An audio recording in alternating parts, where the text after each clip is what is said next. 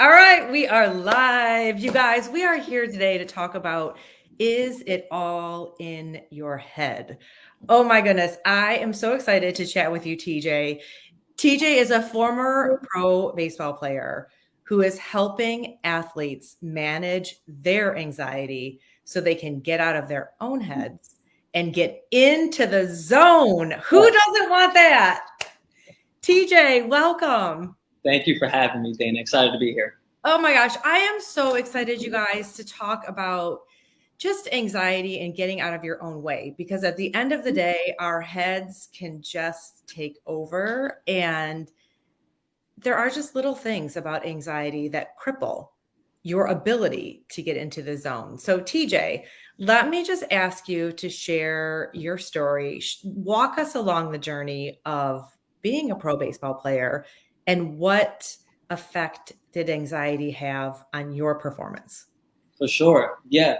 So I'll take it back to about my sophomore year of college is when I first started to really deal with any type of anxiety, like that I really noticed it. Okay. Mhm. So I didn't know what it was at the time. And, it happened to be affecting my sleep where, my mind's racing and I just can't sleep through the night, especially when I had a game the next day. I'm like, it feels like I'm up all night. Yeah. The day of a game, like my appetite wasn't there. I was only able to eat like half of a sandwich. Oh, geez. That's And not enough to get you through. That's not enough to get you through a game. exactly, exactly. I was like, what is going on? So again, like I didn't know what was happening, but it was happening, right? And with schoolwork and training and all that, it just all adds up. So it was really affecting my life in terms of sleep, pregame meals, and all of that. So that I dealt with that for, let's say, 5 years of not even knowing really what was happening. Mhm. And you just press through. Like you just press through. You're like struggling for things to eat and Right, yeah. I thought like, all right, well, I don't sleep good. Sometimes I do. I thought it was just going to be that way. I didn't really know what to do about it, right? yeah, you're So, settling. You're settling for the symptoms and struggling. right, settling, right. And I, I didn't have guidance either. So I was settling and I had no guidance on where to go to help this. And I didn't talk to anyone about it, Yeah. which was the number one thing that kept me there, right? Well, So because you're a pro athlete and you don't want to go around and say, by the way, I'm not sleeping. By the way, I can only eat half a sandwich. Oh my gosh, you guys, if this resonates with you, drop a me below. If you are struggling with sleep or just any of these things, engage in our conversation. yeah, for sure, for sure. So I mean, yes, I made it to the pro level, which was my dream. So that was awesome.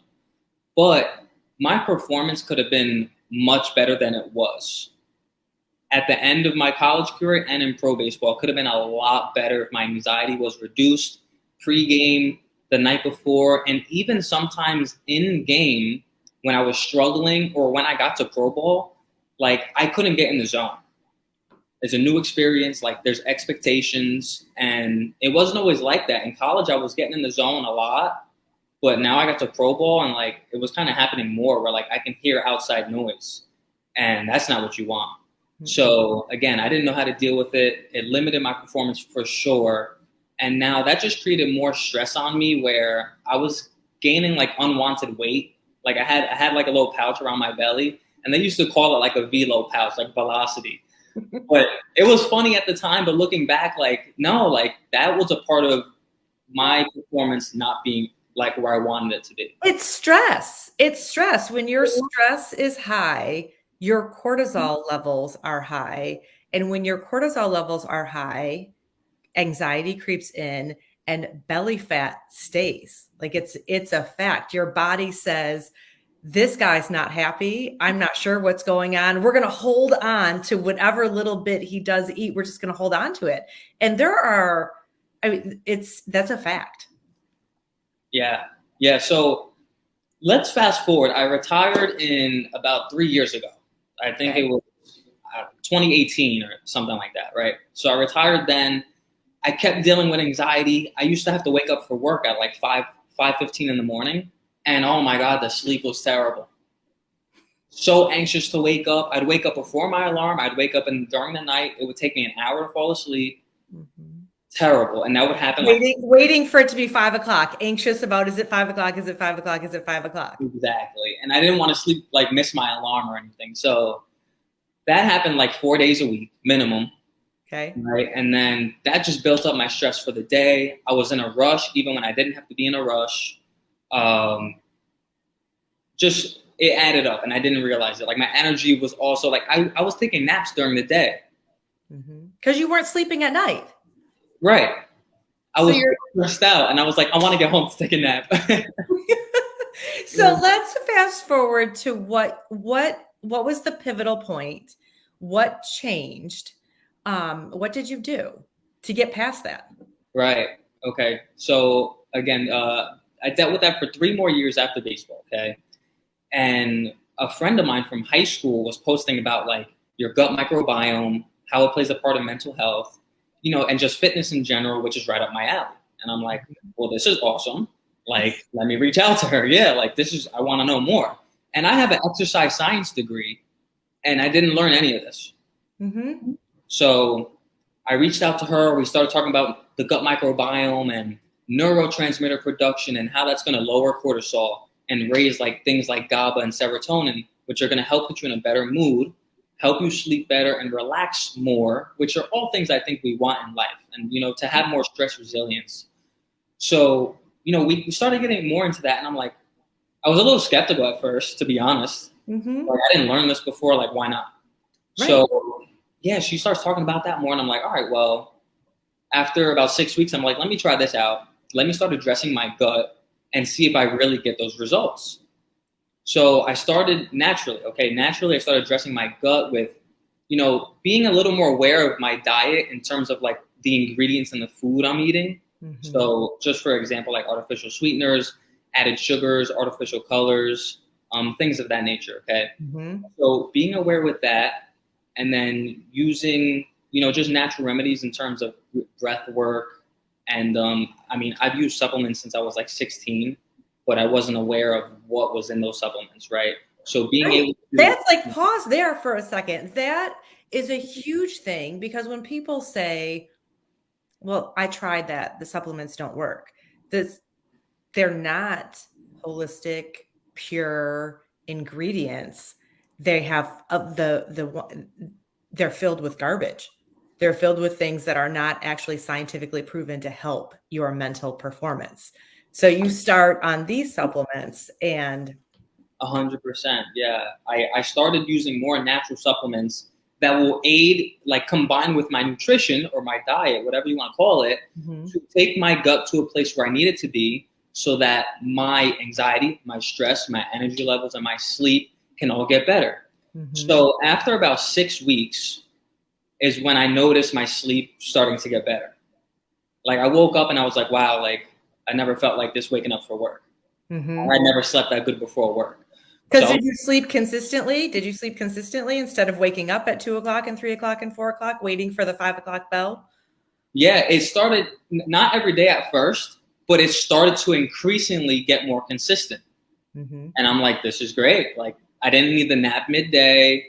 I wasn't always in a rush. And as I kept being consistent with that, like I've been way more relaxed, no more road rage. That's a thing.